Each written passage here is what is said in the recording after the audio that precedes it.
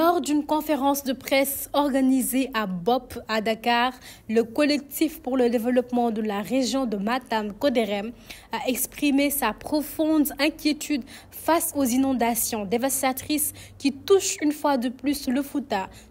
Les populations vivent une fois encore des jours d'angoisse face aux inondations provoquées par des pluies abondantes sur le bassin versant, notamment au Fouta-Djallon en Guinée. Les lâchers d'eau du barrage de Manantali, le retard dans la prévention et la prise en charge des populations impactées. Des familles entières se trouvent sans abri et les espoirs d'une saison agricole pourtant prometteuse s'effondrent. Selon les responsables du collectif, la situation est critique dans plusieurs localités.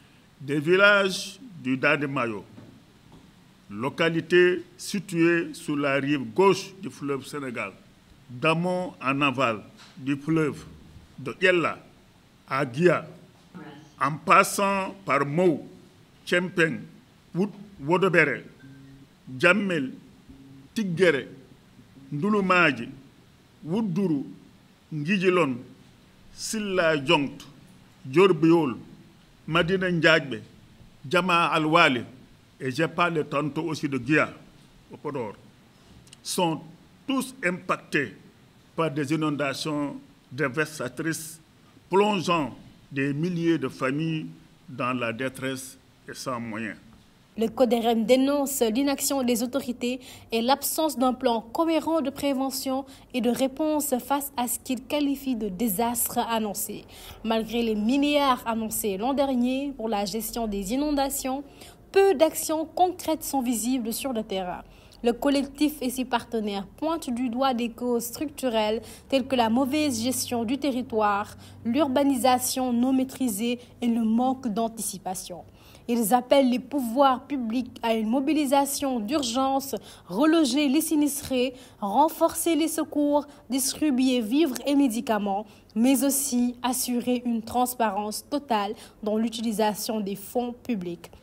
Nous appelons les pouvoirs publics et leur demandement à prendre les initiatives suivantes. Premièrement, une action d'urgence coordonnée de l'État pour assister les familles sinistrées, organiser les mesures de secours, reloger les sinistrés, rétablir les services essentiels de base, apporter de l'aide en vivres et en médicaments. Deuxièmement, une bonne communication claire pour édifier tout le monde, notamment les sinistrés, sur l'utilisation des 8 milliards annoncés l'année dernière. Troisièmement, une analyse approfondie des causes des dysfonctionnements du dispositif de prévention et de riposte.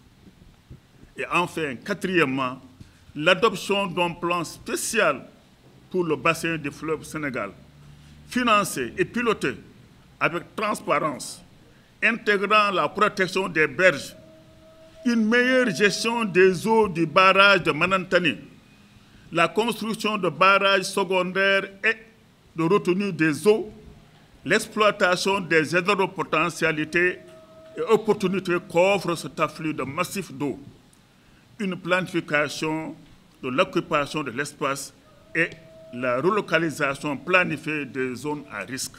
Le CODEREM plaide enfin pour la mise en place d'un plan spécial pour la gestion du bassin du fleuve Sénégal, intégrant la protection des berges, la régulation des eaux du barrage de Manantali et la relocalisation des zones à risque. Pour le collectif, au-delà de la catastrophe humanitaire, il s'agit d'un véritable enjeu de justice territoriale. Le Fouta, disent-ils, ne doit plus être oublié par les politiques publiques.